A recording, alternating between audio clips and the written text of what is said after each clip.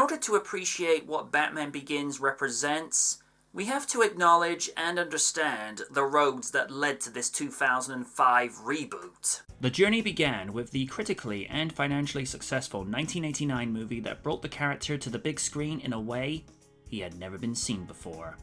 Gone was the campy tone of the 60s and met with a much darker and noirish direction that was more befitting of the spirit of the comics, with Michael Keaton as the titular character and Jack Nicholson providing laughs, intimidation, and full-on ham as the Joker. The sequel followed 3 years later with the appropriately titled Batman Returns, in a move that led to Tim Burton having too much control, in which it went full-on Tim Burton. The aspects of Penguin's origin and demise was too dark even for a Batman movie. And this movie shows Batman spending the least amount of time in this flick, third only to The Dark Knight Rises. With the advent of wanting to make the series more family-friendly after the sequel raised eyebrows with audiences and studio executives, Joel Schumacher was brought in to camp the series.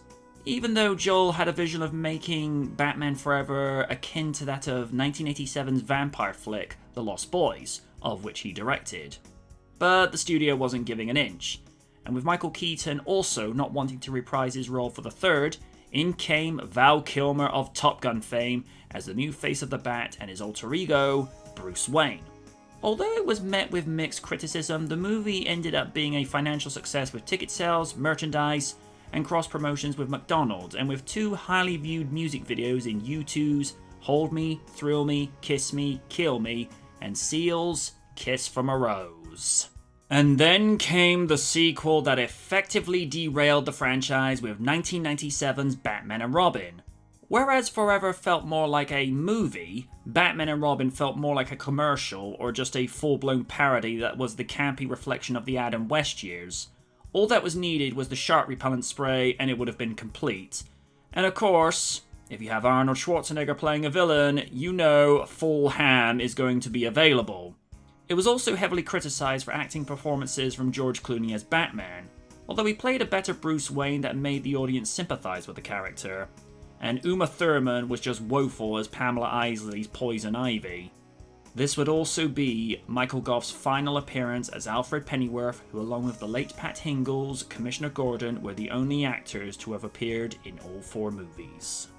A 5th entry was planned for the franchise that would have seen Chris O'Donnell's Robin ascend to Nightwing, and with Nicolas Cage playing the Scarecrow. And it was also rumoured that Madonna would have appeared as Harley Quinn, being the Joker's daughter.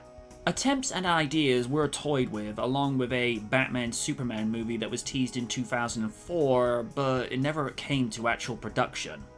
Akiva Goldsman was tasked with writing the story and would have seen Bruce Wayne going through a mental breakdown after Alfred, Robin, and Commissioner Gordon were dead, and it would have seen Soup struggling after divorcing Lois Lane.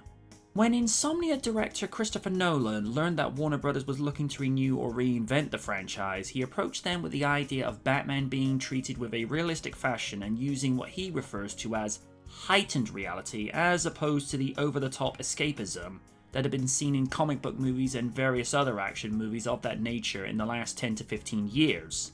And the idea is that the movie uses ideas and concepts that could work if given the right time and development. Batman's cape using memory cloth, which the Department of Defense was working on at the time, that could take a rigid shape when an electrical current is sent into it. Aligned with writer and director David S. Goyer, Warner Bros. Hired this dynamic duo to give new life to the character in a way that has never been seen before, and has since set the standard of adaptations of comic book movies and various other genres in incorporating gritty, realistic aesthetics, particularly with regards to the crime and decay of Gotham with drugs that Carmine Falcone brings in. We see this take on Gotham as being something much closer to reality that we see in most inner cities from New York and Chicago, which portions of the movie was shot in. Bats, gadgets, and Batmobile look and feel like tools that are crafted by the military or other forms of law enforcement. After the success of 2000's X-Men and 2002's Spider-Man, eyes were focusing over to Warner Bros. To see what they could do to shift the balance back over to DC after having seen the first half of the 2000s dominated by Marvel. Well, on June 15, 2005, Warner Bros. And DC Comics gave an answer. And so, after 15 years, we head back to Gotham. The movie uses the themes of fear, deception, and theatricality when telling the tale of this version of The Dark Knight. Fear is a natural element in life and in fiction. The idea of taking the fear of which tormented you as a child and using it as a weapon to those who use fear to prey on the fearful is an intriguing concept as you become fear itself in order to bring order to a crime-ridden city. Deception. Well, that's self-explanatory. Being able to deceive and trick your enemies into believing you're something more. I'll highlight this more later. And theatricality. Well, how much more theatrical can you get when you dress as a 6-foot bat in a matte black suit and talk in a gravelly voice with more gadgets that would make James Bond jealous? It's interesting to see Batman's origin to have both a linear and non-linear perspective. The movie begins by visiting Bruce's past as a child when he falls into a well, injuring himself before being greeted with a flurry of bats escaping a cave. Then it cuts to him as a jaded and disillusioned adult in a Bhutan prison where he's been away for 7 years, traveling the world, attempting to understand the criminal mind and picking up various combat training. When he meets Henry Ducard in prison, he is offered an invitation to train with the League of Shadows, where he's purged of his fear of bats. The movie has the iconic beats of his parents' murder from being gunned down in an alley, which is true to form from what we've seen of the origin of the character from various media from comics to cartoons and the 1989 movie. This origin, however, takes things a step further. Bruce blames himself for his fear of bats after he protests to leave the opera, where he has a panic attack after seeing the dancers dressed up as bats, which then leads into the alleyway where Thomas and Martha Wayne are gunned down by Joe Chill. This was something that shocked non-hardcore comic book fans, as most had been led to believe that the 1989 telling of the origin where a young Joker killed his parents was the true origin. Nope, it was always Joe Chill. The 1989 movie made the change to the Joker so they would have a more emotional and traumatic connection that would allow Batman to confront his parents' murderer. Bruce still sees Joe Chill after the court hearing with the intent of murdering him himself, which Rachel Dawes, his childhood friend and his love interest, scolds him for such a cowardly intent. I thought it was a clever idea to have Bruce in a state of disillusion, thinking that revenge and justice are the same thing. As it's said in the flick, why do we fall, sir? So that we can learn to pick ourselves up. And I think that's true to life.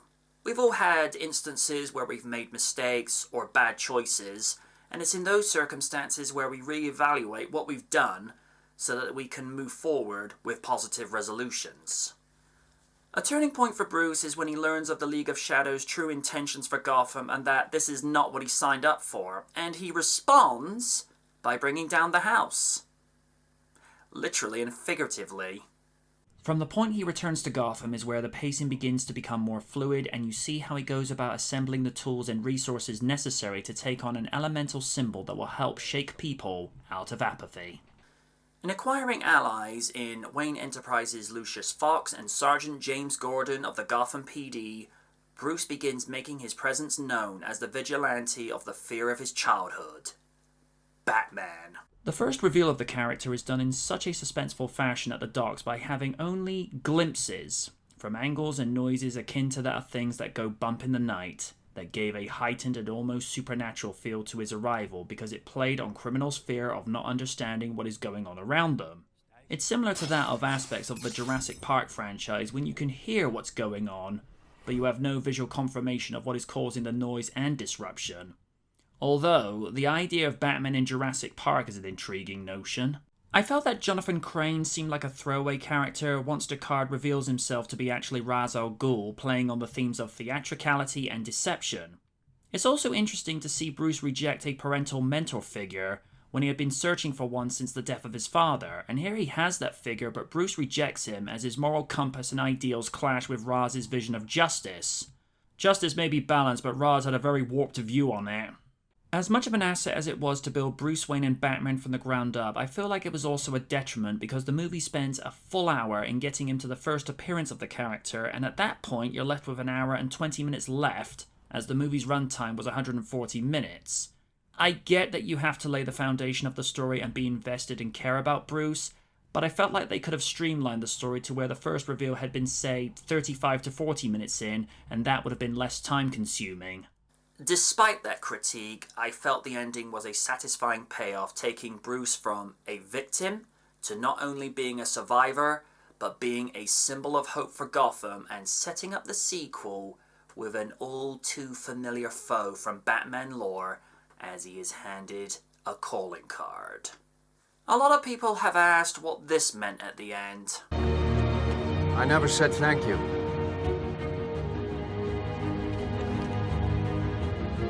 And you'll never have to. This is basically Bats' way of saying he's not doing this for the thrill nor praise. He just wants to restore justice and order in Gotham, and this movie got him off to a great start. Nolan set out to get the best possible actors for an epic casting treatment for Batman Begins, of which he sought Richard Donner's Superman as inspiration to get the best quality actors to fill out the primary roles, and then also to getting quality actors to fill out the supporting roles. This was a tall order, as you have to have an actor that can embody both aspects of the role. You think they're the same, but they're not. Batman is his more dominant personality, whilst Bruce is just a mask, a facade he puts on to lead people off the scent, playing into the theme of deception. I think if Bale had toned down the gravelly voice and did something along the lines of Michael Keaton by speaking in a lower register, then that at least would have been more subtle. But shouting with the gravelly voice led me to take him less seriously, as it was Robert De Niro who once said, "Powerful men do not shout." The scenes where he's talking with either Gordon or Dawes, it was okay. He spoke in a more tolerable, gravelly voice where I could take him more seriously. And then came the scene that spawned memes of infinity. Where were the other drugs going? I never knew. I don't know. I swear to God. Swear to me! Oh, good lord. This was a trend that would happen in each movie that would have Batman shouting excessively to where it just made the scenes look less credible. If he had said the line where he's delivering it in a quiet, sinister tone, then even I would have been on edge. Because someone's more terrifying if they're acting quietly, or you don't hear them coming at all. The only time he screws up as Bat is when he's using his normal voice when Rachel awakens in the cave. Now, you could make the argument that because she's slightly out of it, she wouldn't be able to put two and two together anyhow. But it's something that bothered me then, and very little has changed. It's not an easy task to be both an inspirational father figure and then to making a full-blown heel turn. Ducard also plays into the theme of deception when he reveals his true identity as Ra's al Ghul at Bruce's birthday party, which Wayne then realizes that he used cheap parlor tricks to conceal his true identity. Neeson was well remembered at this point for having played Qui-Gon Jinn in 1999 Star Wars Episode 1 as this bifuncular father-mentor figure to the then young Obi-Wan Kenobi and a very young Anakin Skywalker.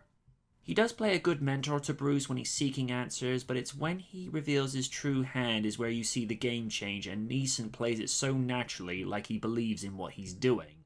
And he shows the dedication in his performance even until the character's demise at the end when he meets his fate along with the microwave emitter. Michael's performance as the surrogate father figure to Bruce is much more confrontational than that of Michael Goff's. Goff's would still air his opinions in a sassy manner, but it was done in a much more dignified way of not raising his voice. Not so with Kane. He pulls no punches in Bruce's return from university and before his birthday party. Those are Bruce Wayne's guests out there, sir. You have a name to maintain. I don't care about my name. It's not just your name, sir. It's your father's name. And it's all that's left of him. Don't destroy it.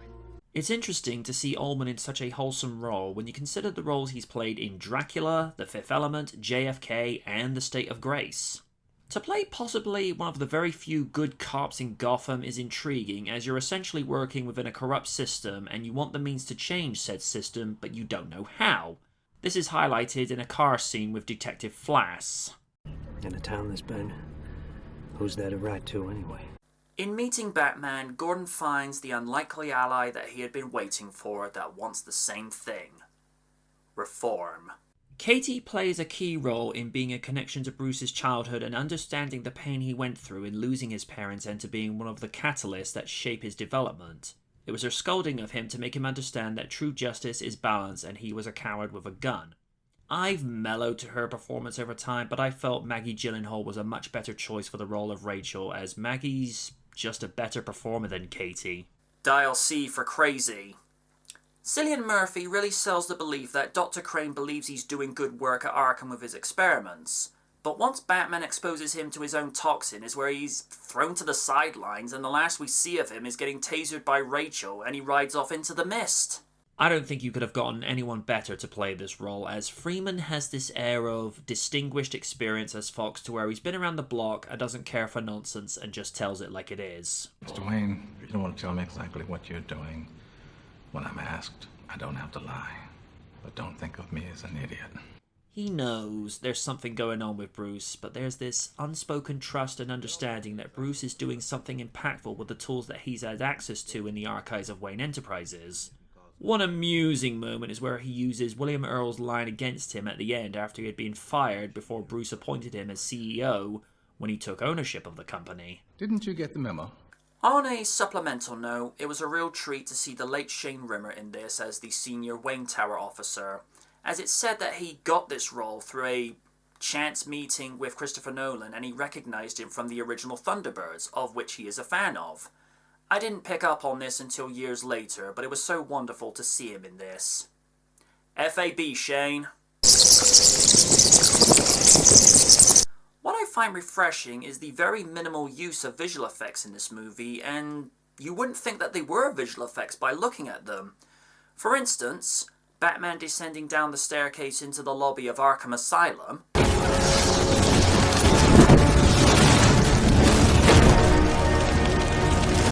and the bats that storm Arkham Asylum, even though the way they're handled would lead you to believe otherwise.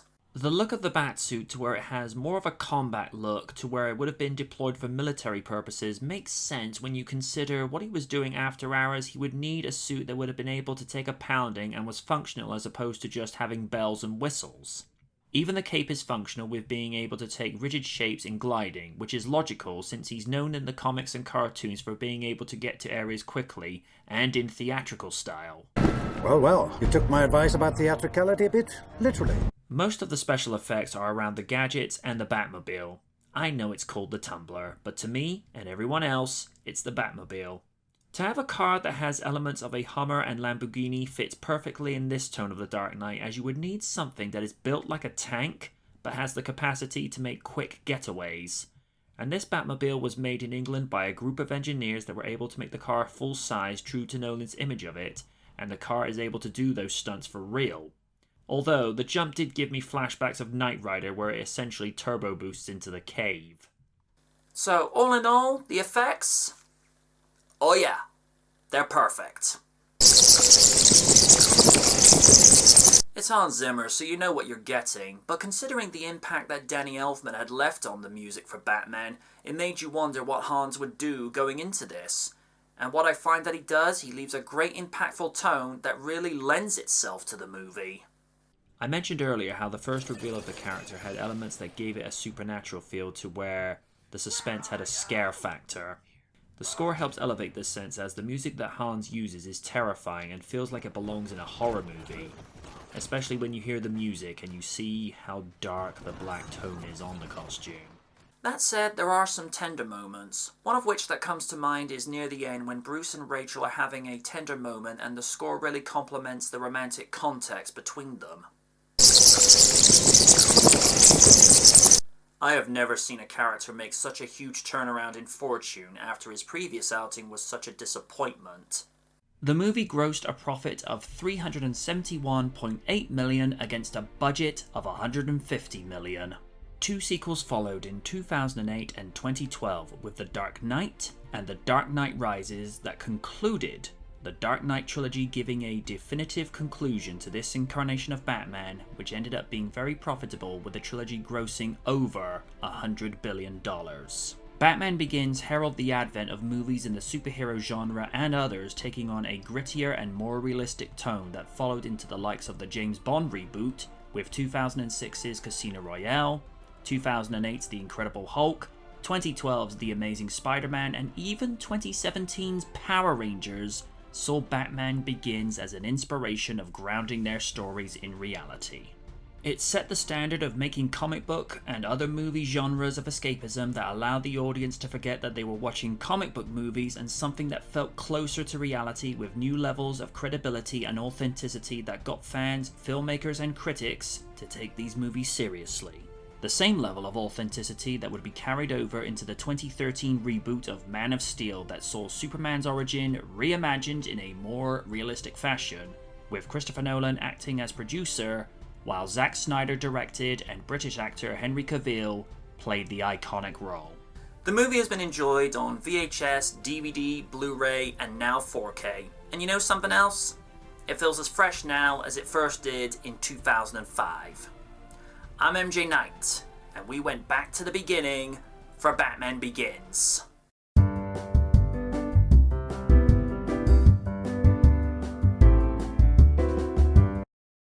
The only time he screws up as Bat is when he's using his normal voice when Rachel awakens in the cave.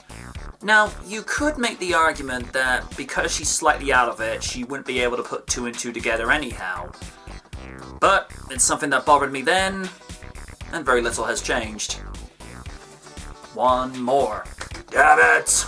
Master Wayne, is Master Knight still taking his time over this? Didn't realize you were gonna get on this, Alfred. You're only supposed to do two lines. That is the worst Michael Caine impression ever. I can imagine Kaiju's about to do some interesting commentary in a Michael Caine impression. Oh, good lord, that's even worse.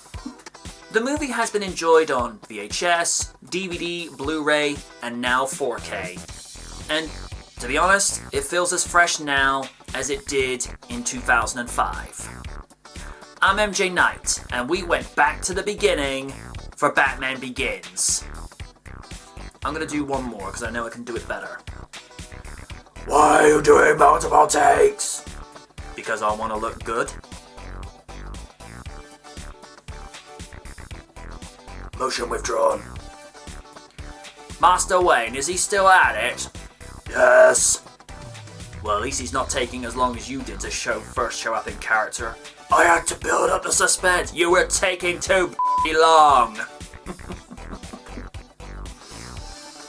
Oh god. I know Wynn's gonna be enjoying this. I said, Betsy, why is this night taking so too long?